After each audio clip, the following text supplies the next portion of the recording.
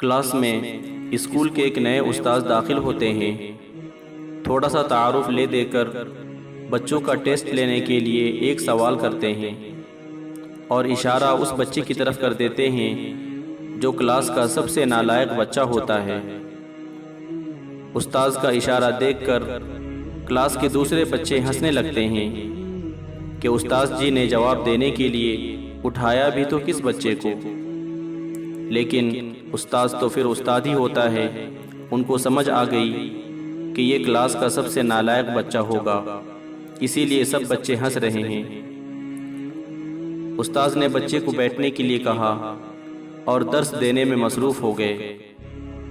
چھٹی کے وقت استاذ نے اس نالائق بچے کو اپنے پاس بلا لیا اور جب سب بچے چلے گئے تو استاذ نے اس بچے کو ایک سوال دیا اور اس کا جواب بھی لکھ کر دیا اور کہا کہ اسے یاد کر لو اور کل جب میں کلاس میں سوال کروں گا تو یہ جواب تم نے مجھے کلاس میں دینا ہے۔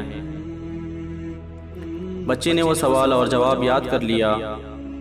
دوسرے دن جب استاذ کلاس میں آئے تو انہوں نے وہی سوال جو اس نالائق بچے کو دیا تھا ساری کلاس سے پوچھا۔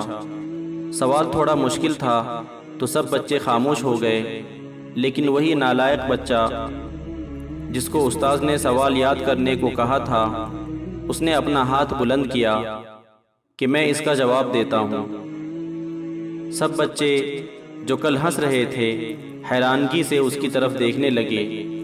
استاذ نے اس بچے کو کہا ہاں جواب دو۔ بچے نے جلدی سے اس سوال کا جواب سنا دیا۔ استاذ نے شاباشی دی اور اسے بیٹھنے کو کہا۔ اب اس نالائق بچے میں خوشی کے ساتھ ساتھ خود اعتمادی پیدا ہونا شروع ہو چکی تھی۔ استاذ روزانہ اس بچے کے ساتھ یہی عمل دہراتے اور پھر آخر وہ دن بھی آیا جب وہ نالائق بچہ اپنی کلاس کا سب سے لائق اور پر اعتماد بچہ بن چکا تھا۔ دوستوں، بچوں کی نفسیات سمجھ کر اگر ان کو ٹریٹ کیا جائے تو ہر بچہ اس معاشرے کا قابل فرد بن سکتا ہے۔ دوستوں، چلتے چلتے ایک آخری بات عرض کرتا چلوں کہ اگر کوئی ایسی نایاب ویڈیو، قول، واقعہ، کہانی یا تحریر وغیرہ اچھی لگے تو سننے کے بعد مزید تھوڑی سی زحمت فرما کر اپنے دوستوں سے بھی شیئر کر لیا کیجیے۔